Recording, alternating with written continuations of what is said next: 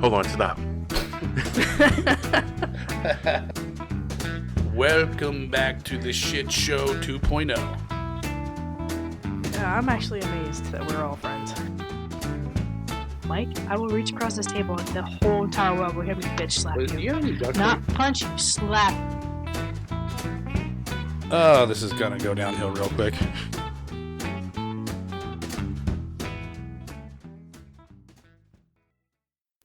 Hello, and welcome to Take on the World. Episode 15. The Brutal Murder of John. Fucking with his rapper. I don't know what you guys are talking about. What do you do? Did you ever see Mia do that? What, where What? she's lying? No. What? What? She's lying. When she says she doesn't know what you're talking about? No. So I was intentionally fucking with the rapper to piss you off. Oh yeah, no, I know she does that. And I told her that. So when you have a bag of Doritos or chips, just keep fishing around in there.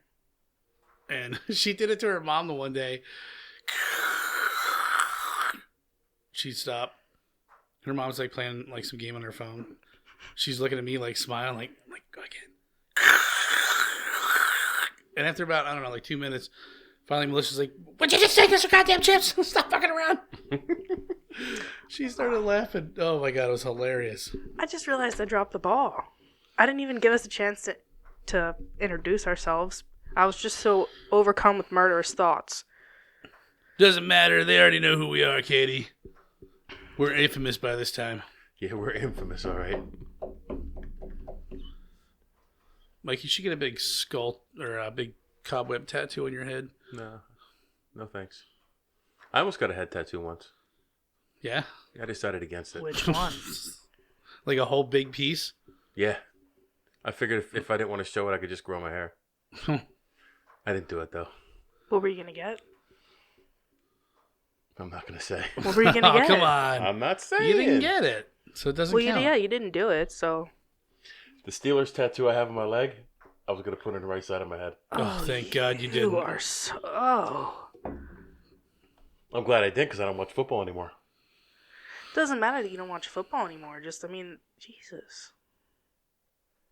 For somebody who makes calculated decisions every minute of his life, that's like the most reckless thing you've ever even thought about doing. Is it on the side of my head? No, but yet Okay, the then. thought crossed your mind. Like, Lots of thoughts crossed my mind. At what point does someone think that's a I logical also thing to thought do? about getting a dick and balls on the other side of my my big old head. Never. That one's still a thought, though. So here we are, episode 15. Moving on with... Aleister Crowley still fresh in your mind. Oh, yeah. That was cute. That fit. That was a rough subject. It was a harder one. There's just a lot to ingest, and for me, I know you're more organized than I am, but when I looked at that, I was like, oh. Well, that's how it was when I was researching it, because there's so much, and some of it's minutia. You don't need to know it. Right. What's minutia? A The bunch stuff of in shit. between. Bunch of poopy. Minuscule information bits. Bunch of poopy in between. Bunch of poopy. Oh, But okay. no, I think you did a good job. We'll give you a COVID-19 air bump. So today we're talking about some unsolved crimes, and we did an episode, 2 episodes, on the Zodiac. Sir Zodiac killer. And there's a little update on that. John, you want to bring us up to speed? Yeah, sure. The update came in last week. No, you read it. December 20th. Was it? Okay, December 12th. What's the date today? I think. Isn't it? Today's the Wait, 19th. yeah, I was going to say. The information comes out tomorrow. We've actually cracked the code ourselves. Yes. But the infamous 420 cipher has been cracked by, I think it's a guy in New Zealand, 3 dudes. Australia, and the States somewhere. Obviously smart guys. And did you watch the video from Reddit, or I'm sorry, YouTube, that explained how they figured it out? Yeah. I suggest you watch it. It's pretty cool. I had it on, but I really didn't pay attention to it. I mean, it's really hard to understand, but it's impressive. It's very impressive. So these guys cracked the 340 You want me to cipher. link that in this episode? Yeah, sure. You'll have to send me the link All right, no, it's on my phone. so I can link it. If I put it over here, it's Is gonna. that the one you sent me? No, I sent you the Fox News one. I sent Okay. you the one my sister sent me. So, anyways, these three guys cracked the 340 cipher of the Zodiac, which was what 50 years later. And I'll let you take it from here, Katie. Yeah. So, like you said, it's basically three guys. One is from the States. It looks like he's a software developer from Virginia. Oh, it's the dogs can eat the chicken, Mike. She's brought deaf, for Mike. us. I know. Mike just I thought yelled you at hear the the deaf vibration. dog. The irony. The fucking irony. She might hear the vibration of my voice. Oh. I doubt it. Well, maybe. Sometimes she hears me fart and wakes up. But, yeah, three guys. Dave Orenchak, 46-year-old software developer from Virginia. And there were, like, two other dudes. Sam Blake, he's a mathematician who lives in Australia. And Joel Van Eyck, he's a warehouse operator in Belgium. I don't know how he got in the mix, but he did. Warehouse operator. He just did. But yeah, so basically they solved this cipher 51 years later. And that's it for this episode, folks. What is the? Tune in next week. What would the cipher say? Oh, you wanted me to read it. Oh. No, just let our viewers on a cliffhanger. So, full text of the solved cipher says, I hope you're having lots of fun and trying to catch me. That wasn't me on the TV show, which brings up a point about me. I'm not afraid of the gas chamber because it will send me to paradise. All the sooner, because I now have enough slaves to work for me in where everyone else has nothing when they reach paradise, so they are afraid of death. I am not afraid, because I know that my new life will be an easy one in paradise. Death. That death's just thrown in there. Yeah, the guy on the YouTube video at the end, the guy who helped crack it, the American guy, said maybe he's like, we kind of solved it. He's like, but you guys out there take it further than this. He's like, maybe we're wording it wrong. Maybe the context is different. So they had a guy come in and he basically, it's the same words, but it's just said differently. So if, let me see what I have to look at it.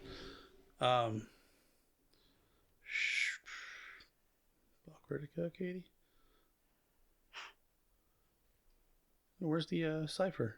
It's up. I don't see it. Where is it? I have to use the arrows.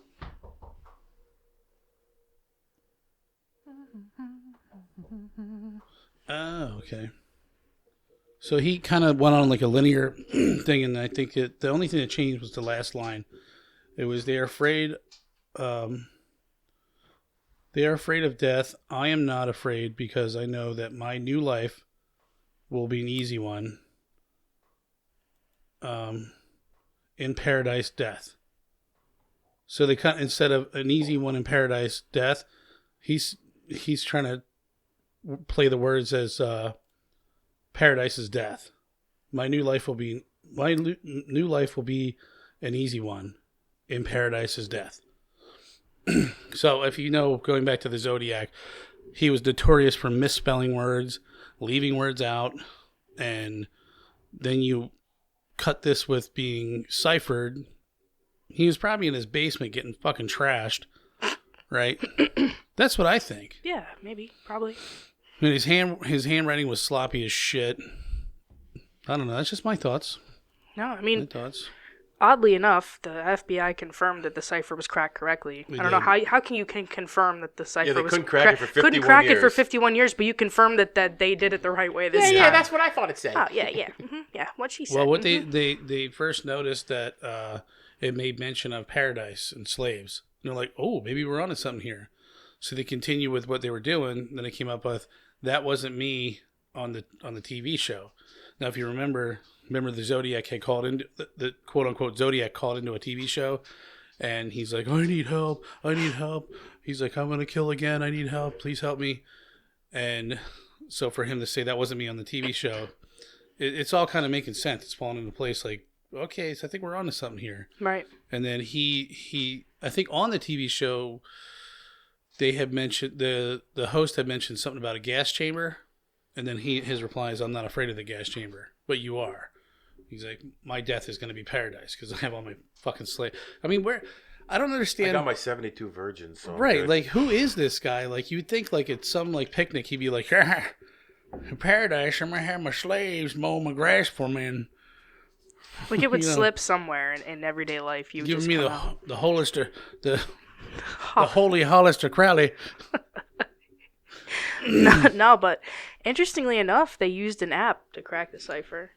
Guy's been working on it since 2006, and now there's an app for that. Serious? Murderous ciphers. Let's put that in an app. You probably have to pay for Sweet. it. It's like $4.99 on in the App Store, but it'll be well worth it if you can solve a 51-year-old cipher. I'm not sure that there's Do you know any other murders that have ciphers in them? I don't know. Other than maybe like some World War II fucking German the shit? Enigma code. Right. I don't know. Were there murders with ciphers in them? Don't know. I know there's a bunch of famous unsolved murders or crimes, which is what we're talking about. Ooh, And you know, Zodiac is like the granddaddy of them all. here's another granddaddy of them all. The I almost said Ernest Hemingway. D.B. Cooper. No, the guy. Yeah, he was D.B. Cooper. he was the famous pilot. D.B. And Cooper. they put the wooden ladder up and they stole his baby. Oh, Lindbergh. Charles Lindbergh. Charles Lindbergh. No, he's a pilot, right? Yes. Yeah, and then it was like he's been all over the. I shouldn't say made fun of it. It's like been in Family Guy where he accidentally like flushed a kid down the toilet and he's like, oh no. He's like, you saw nothing. He's just like yelling at the maid. So I'm looking up some of them. Sorry, I realized you guys were off on a sidebar. But did you guys ever hear about 1953? Paul Rubin. In The 1950, rapper? The guy who no. invented the sandwich? Listen, in different spelling. In 1953, a large male body was found dead in a ditch by the Philadelphia airport with enough potassium cyanide in his system to kill 10 men and a cipher taped to his abdomen. What? I didn't hear that. He also had a fountain pen gun and a fake alligator skin wallet containing a picture of Nazi aircraft. He's a spy. His glasses, What the thick enough to fuck? be compared to magnifying glasses, could have been worn as a disguise. This man was a hardened Cold War spy. Told you. Well, you were right. I solved it. What 30 seconds. what, did they solve the cipher? The cipher looks very similar to the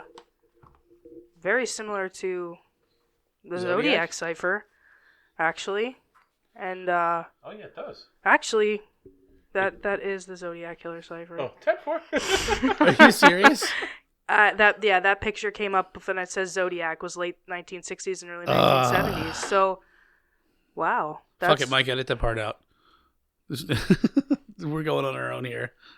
The victim was identified as Paul Rubin, a college student from an Orthodox Jewish neighborhood in Brooklyn. No progress has been made in cracking the cipher, which may unlock details behind his mysterious demise. Huh. Wow. So Weird. Zodiac wasn't the only cipher killer. No, that one in 1953, and then this is actually a History Channel website, so this is the History Channel website, so nobody can say I'm stealing information. But the only other one they mention here was one in 1883, Henry DeBalthans. Oh, yeah, that one. I have no idea who she is. Fucker. Convicted of murdering his wife, Betsy. Jury deliberated for 9 minutes. Turns out Betsy, 9 minutes? who was shot and had her throat slashed, wasn't his only spouse who died under mysterious circumstances, like that guy in the staircase. Yeah. Oh, you didn't see that, did you? Well, that's another unsolved mystery. That'd be a great one to talk about, but like, you just have to link that fucking show, and then you gotta watch that show drunk. It's only better that way. But yeah, after Scorpion in 1991. Scorpion? Too Cold Scorpio. What? This was on America's Most Wanted, you guys, with John Walsh. Huh. I don't think there's any need to yell at us. I don't think I was yelling. Sometimes I just talk loud. What about what happened to his kid, man? Wow, that's fucked up. Yeah. John Walsh? Yeah. Did you ever see the That's why he did the show.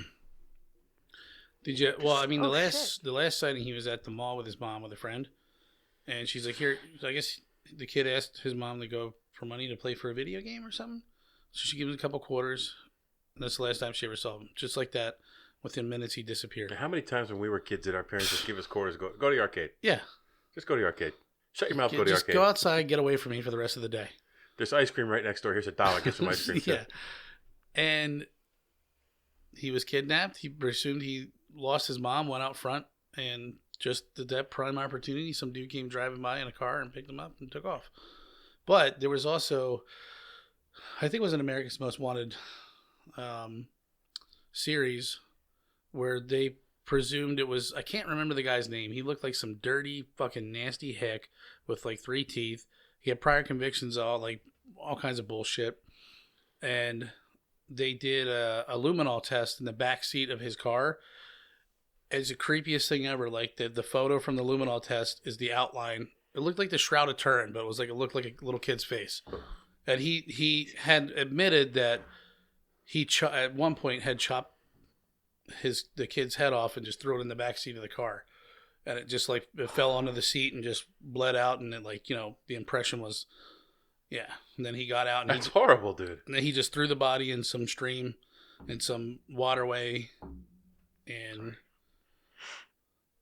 I say this with no remorse and no fear. If anybody had ever done anything like that to my kids, I would make them suffer. Oh, fuck yeah. Oh, I think you'd have a couple people behind you too. Their safest place would be in jail.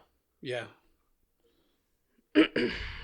So, talking about unsolved crimes, in 2019, experts estimate that based on data, our nation currently has 250,000 unsolved murders. And that number increases by 6,000 every year. Wow. It says FBI Uniform Crime Report estimates that investigators were able to close only 62% of murders. And that changes, that number changes drastically when I was doing my research, from city police departments to more rural police departments. Mm-hmm. City police departments close a lot more cases, murder cases, than urban police departments. We'll bring up our main subject tonight. Well, which was going to be our main subject, but there's so little information on it that we just decided to make this a more broad subject. In 2008, there were 4,428 unsolved murders in Pennsylvania. One of them was a local murder of Gary Redner. Gary Redner. A friend of mine did a podcast, covered this, and I sat down and, when we get going for an hour, easy, and we don't realize the time goes by. I sit down and listen to the podcast, and it's only like 30 minutes long, and I'm like, huh. And that was really the only information I had sought at that time. And then I started looking up information, and you're right, there's so little information about his murder. I think I looked up this years ago, and again, it was like, just, true crime and all that shit really interests me, and this is long before I even know what a podcast was. You just YouTube and shit or watching stuff on TV. And yeah, you try to go down that rabbit hole with this one, and there's nothing there. The rabbit hole is very shallow. Yeah. The police have sealed most of the evidence, most of the crime scene photos or documentation. It's all sealed, and I understand that because it's an active investigation. But there are many true crime investigations out there, and there's so much information out there about them. It baffles you. And this one, there's like nothing. There's nothing out there. It doesn't make sense. It didn't at the time, and it still doesn't. He's a pretty high-profile guy. So Gary Redner he was the owner of Redner's Supermarkets, which is in, I forget what they said, like 3 states or Pennsylvania, Delaware, and Maryland. Mm-hmm. 3 states, okay. And they're pretty well, at least around here. They're well. I was just there a half an hour ago. Gary was 55 years old and executive vice president of his family's business, Redner's Warehouse Market. Gary was well liked by his staff of about 4,000 employees. In fact, his father, who started the company, said that if you look at anybody in the company, he was more liked in the company than I was. Mm-hmm. And he was a well-liked person in the company. So, you gotta think what financial motive. I don't want to speculate on motive because this one's so close to our community, And there's a I drive by the house every freaking know, day. yeah. I'm not sure which is still one for it sale is. to this day. I'm not, do you know that, which one it is? It's the one with the driveway that makes like a U and it has the wooden doors like sit right in the front. The house is gorgeous. It's been on the market since, I don't know if it was before or shortly after he had gotten murdered, but it's still the house, they want an outrageous amount for it, but I mean, well, it overlooks the lake. It's it a does. beautiful property. There's a pool in all the those basement. properties are. It's fucking gorgeous. But for that amount of money, I'd never want to live that close to people. I mean, next given to the me. circumstances, like, you think you can knock a little bit off? Yeah, if you cut it in half, maybe I'll make you an offer. But I don't know. There's a lot of speculation, and at the time there was, multiple things people said about why he was killed. I mean, think about it though. The man was found beaten to death in his driveway. You don't just beat somebody to death if it's not something personal or there's not some kind of, you're harboring some kind of feelings of animosity. Like Or some kind of love triangle? Yeah. That was one of the speculated motives. Did you listen to the Mike's Friends podcast? I did not get the chance to. I thought this was really interesting. Out of everything, and I'd never heard this before, he thought that Mr. Redner it was known that he went to Ganley, so it's just like literally like a stone's throw. That was the last place he was seen alive. Yeah. Right. Leaving Ganley's party. So they think he was running his mouth at Ganley's, Mr. Big Shot, and about being with somebody's wife, right? Whatever it would be, and then somebody followed him back and beat the shit out of him. Yep. So I approach things. I look up the information, and then I ask questions, and the questions I ask are the ones that I try to answer. Ooh, I didn't know that about you. Really? Usually gave some false information. Go ahead. What was false information? He wasn't found in his own driveway. No, he was found in his neighbor's driveway. in his neighbor's. And his fingerprints. Yeah. His fingerprints were on the neighbor's garage door. That's weird. But he was definitely brutally beaten. Blunt force trauma to the head. So, like I said, I don't want to speculate too much, but and the only place I saw this was on Reddit. Was supposedly his ankles were broken, hands, his knees were smashed, his fingers were broken, and now actually from the police said that he fought back. Yes. That he put up a good fight. He tried to. So I don't know how they know that, but the only place I saw this about all the broken bones was on Reddit, and supposedly it came from someone who knew one of the cops that was at the scene or something like that. Yeah. So it's not reliable information. Whisper down the alley. Yeah. So like I said, that I don't like speculating, but that was also mentioned on the other podcast that I listened to. Shout out to Casey and his podcast. Yeah, I don't know. I mean, but that's literally pretty much it. His house was not broken into. His car was parked in his driveway, which means they speculate he was chased from his driveway to his neighbor's. And they're close. The houses are close. Very. And then he was beaten to death, and he died from blunt force trauma to the head. Mm-hmm. Just to think that happened, literally in our backyard. Yeah. Yeah. And never solved.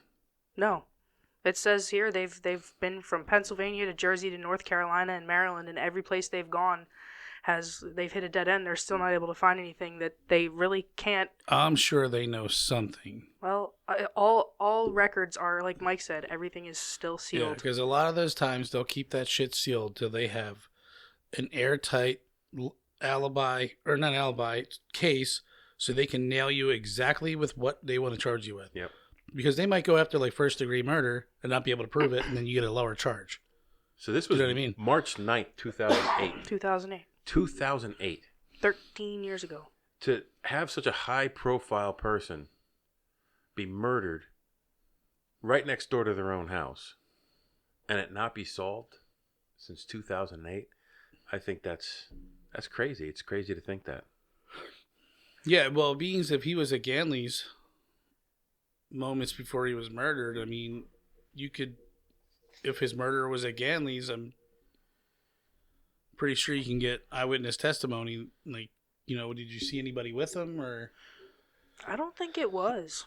Just the way that this seems to happen, it almost seems like waiting for him. I think they were, and honestly, on that stretch of the road, it's covered dark. By woods. Yeah, it's dark. There's no headlights. It's not very heavily traveled. What time of night was he killed? It's between 6 and 7, right?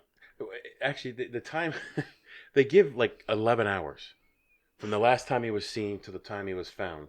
Was it summer, It said fall, Redner winter? was killed between 7 p.m. Saturday and 6 a.m. Sunday. So 7 p.m. Saturday, 6 a.m. What time of year? It was March. March, so it was a little colder. So it still would have been dark, Right. regardless. Oh yeah. And that late at night, not a whole lot of people are coming home No. from work So now or driving that road. Gary Redner was divorced. Mm-hmm. He had 2 adult children. He worked for his family's company, but he also played drums. Mm-hmm. He started playing drums at age 10, and he played backup drums for Bruce Springsteen. Yeah. And that was mentioned in his obituary. But the last few years he's been playing around the Philly area, like drums. And he's a man after my own heart. He loved the grill. I love going out and smoking stuff. So they're He did you too. never know, man. That's so scandalo. Scandalo. So and I'm not trying to talk shit on like somebody local here, because I know. So I just want to be real careful because it's still the family's still torn up about this. Oh, yeah. I mean, think about it, and just like the cash reward, when this first happened, it was $10,000 for anything There's leading to the still crime. 13 years later, there's a $120,000 reward for any little bit of information I think going you can down give. the Warren Street bypass, there's a big billboard. sign. Yeah. There's a billboard over in, I think, like Shillington area around there, There was too. billboards everywhere. There was. His father, Earl Redner, said in an interview, "My son was very popular. If he had an enemy, I don't know who it was. He was probably the most popular person in the company, and that includes me." Well, I don't, like you said, I don't want to make speculation. I don't want to go down that rabbit hole. Fuck it, I will. So, do you think it could be like a gay lover triangle or something like that? Because I've seen like the Bob Crane murder. Remember him? Yep.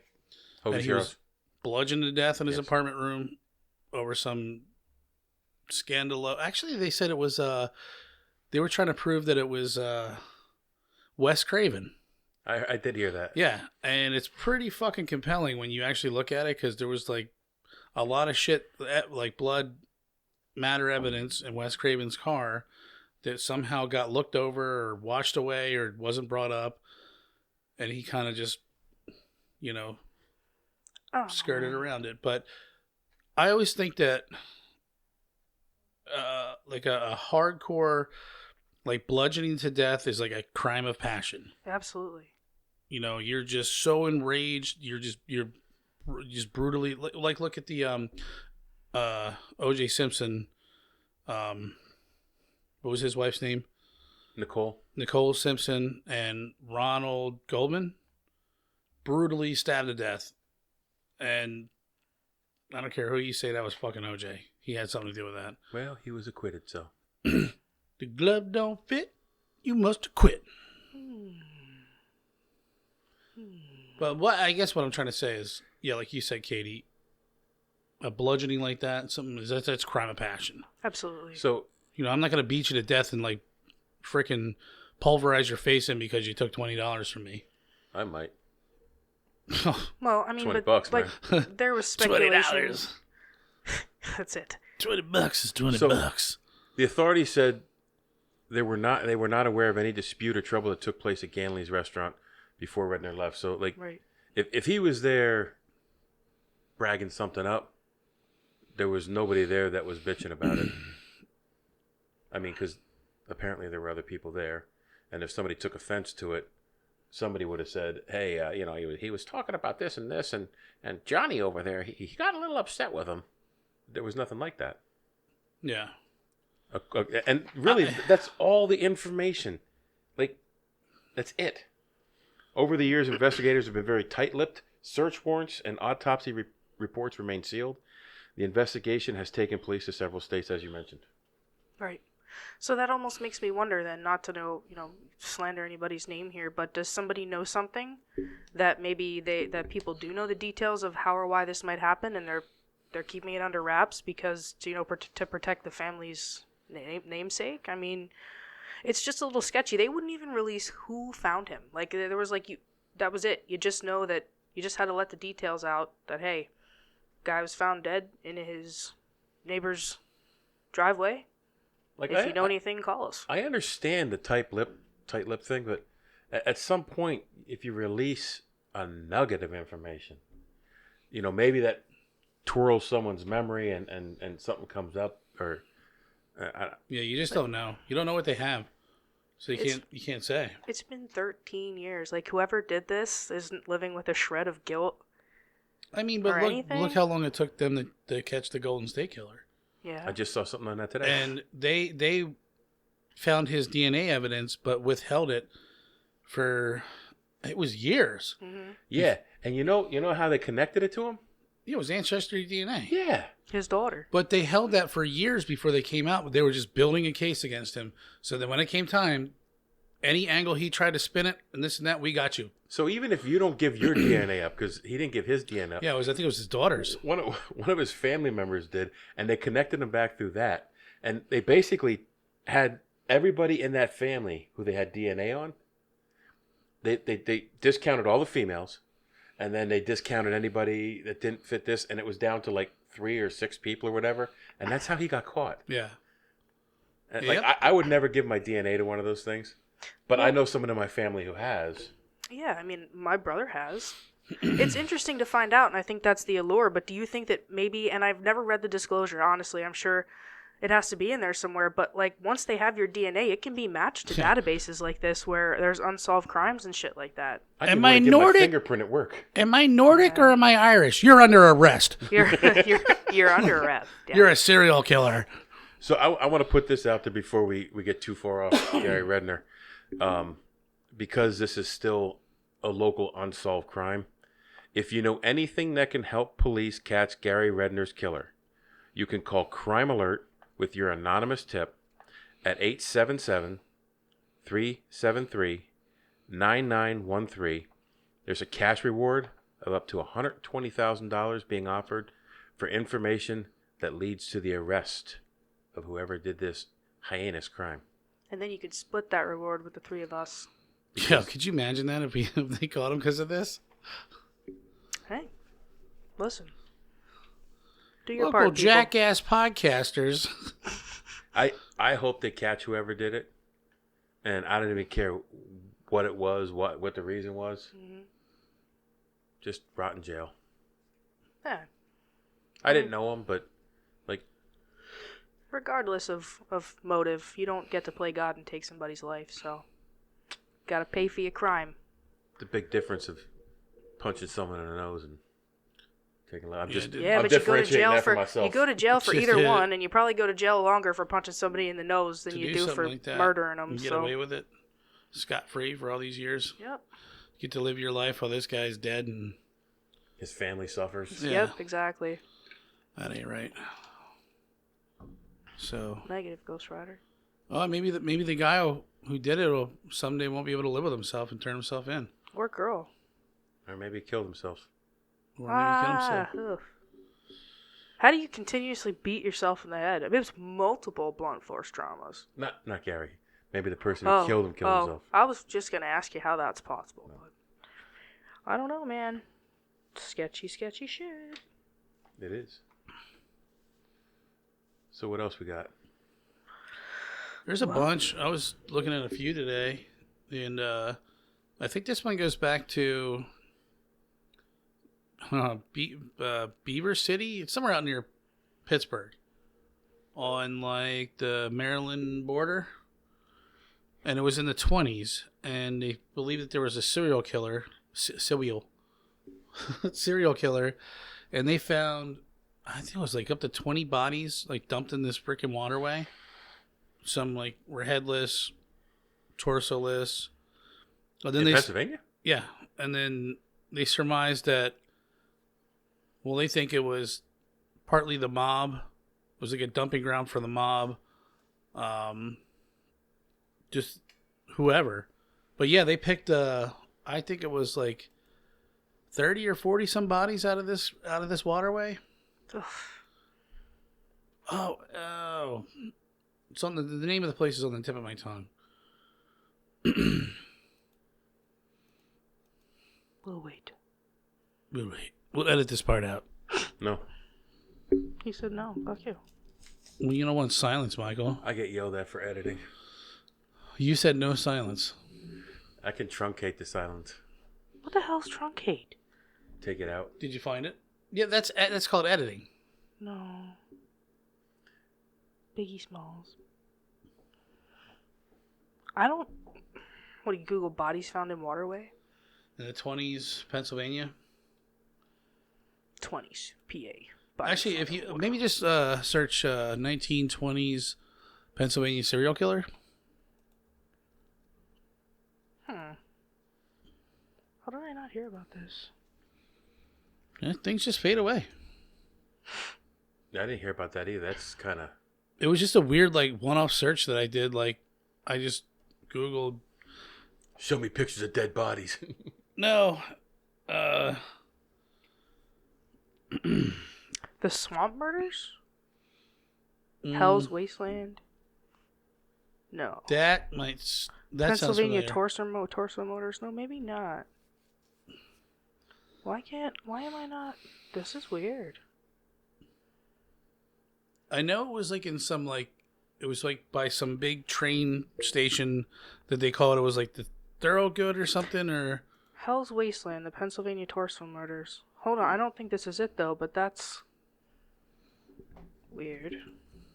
What the hell are the Pennsylvania Torso Murders? Things that are gonna give me fucking nightmares. Dun, dun, dun. No. Wow. That's actually like a book. Is it fiction? No. Dismemberments. A vast swampy area just across the Ohio border near Newcastle, Pennsylvania, revealed a series of decapitated and otherwise mutilated bodies. In 1940, railroad workers found rotting remains of 3 naked and decapitated bodies in a string of derelict boxcars awaiting destruction in Pennsylvania's Stowe Township. I thought the one I read, it was like a lot more bodies, and they were like, "Huh, you got another one, Sarge." Well, they're wondering if maybe Cleveland's Mad Butcher. I don't know, never heard about that, but maybe if it might have been it was to a massive, well-coordinated 2-state investigation trying to figure out about all this shit.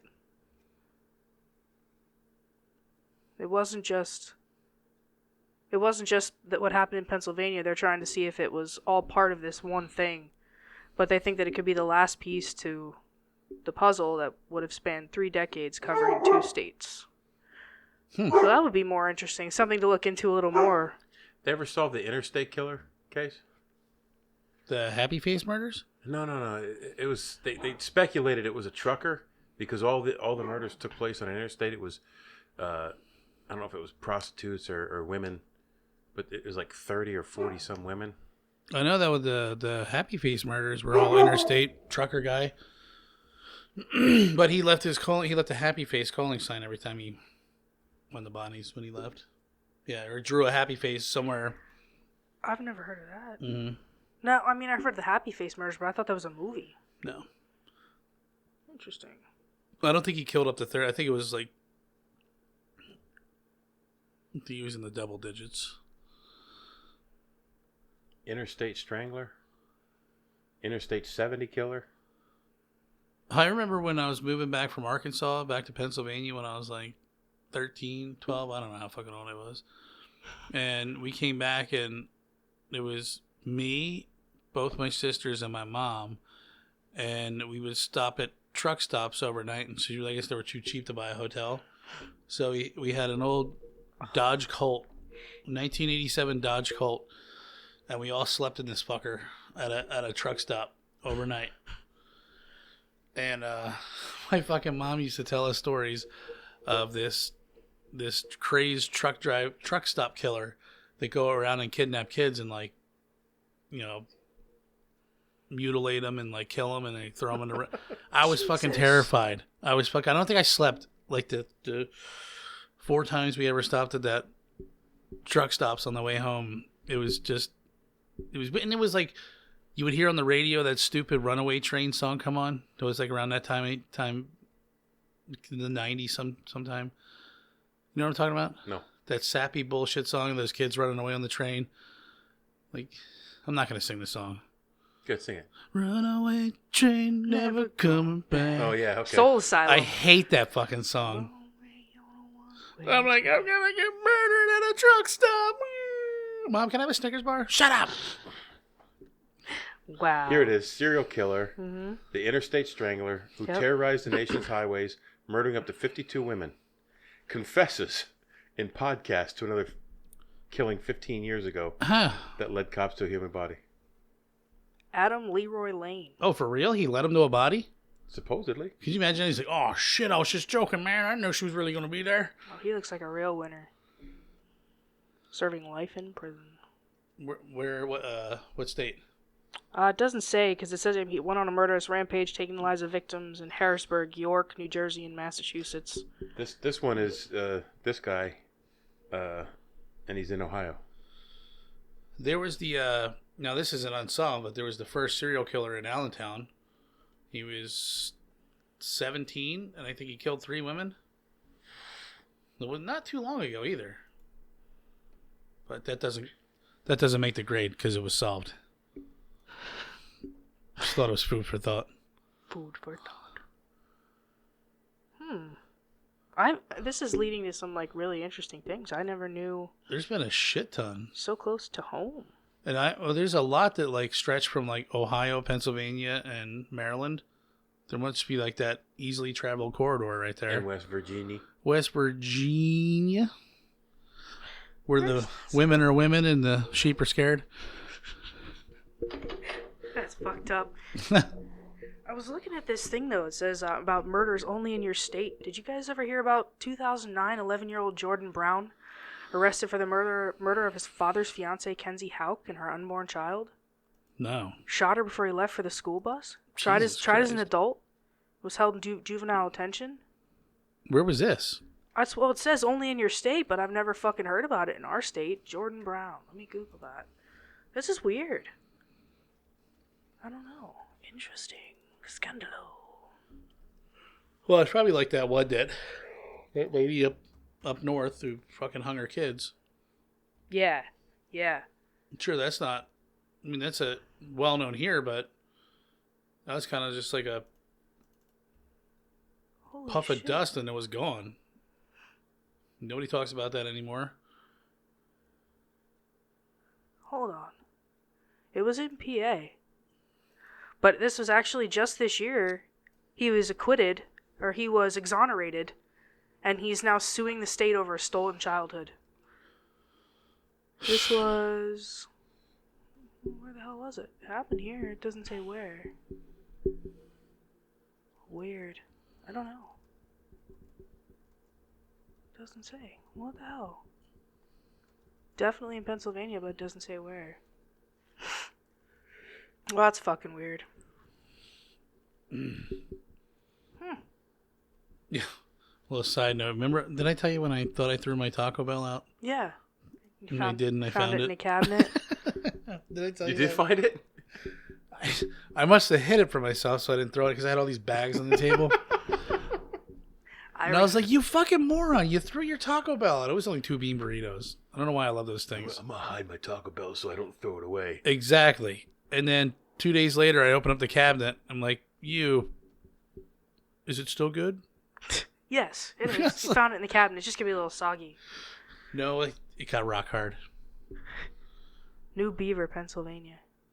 New Beaver. That's got to be out west. All those beaver towns are out west. Lawrence County. Now he was in an Erie, Pennsylvania detention center. So yeah. Out west. You're right, CO. Huh. I mean, I don't know. I mean, do you want to keep babbling on and researching shit, or? I think we should come back. I think we might want to hit this one again. Which one? Well, this one was about Gary. Gary Redner. How long do we have enough to make a good episode out of that one?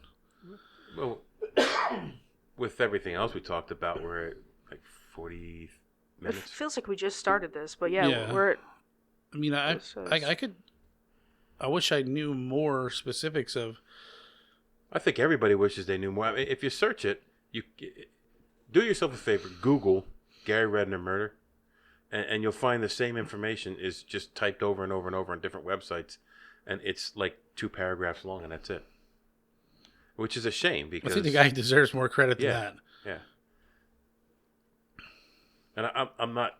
I understand why the police don't release more information, but you think over time they might want to put a little something out. Like get Well, something that's it. moving. If it's Drop a that's nuggie. little To nugs, steal- little nicky if nugs. if the case is going cold, I wonder if they still have a person actively. Murder cases don't go away; they just go cold. They sit in a file until somebody digs it up and says, "I want to work on this." So every so often they'll say, pull a cold case or whatever, and hopefully this one gets to a second, third, 15th, 20th look, whatever. Yeah, for sure. Some weird stuff. So with that, you got good information this time. We didn't steer you wrong on this one. Did not. We would not do that with something like this. I hope somebody hears this and calls up and says, "Hey, I remember this from that night," and maybe this gets solved. It's not gonna get solved by us because we don't have enough information. So Obviously. Yeah.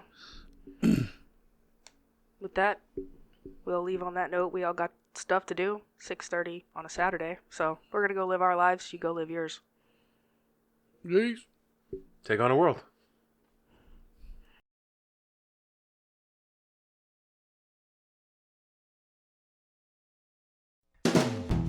Hold on, stop. Welcome back to the Shit Show 2.0. I'm actually amazed that we're all friends. Mike, I will reach across this table and the whole entire world will hear me bitch slap Do you. you have any duct Not tape? punch you, slap. Oh, this is gonna go downhill real quick.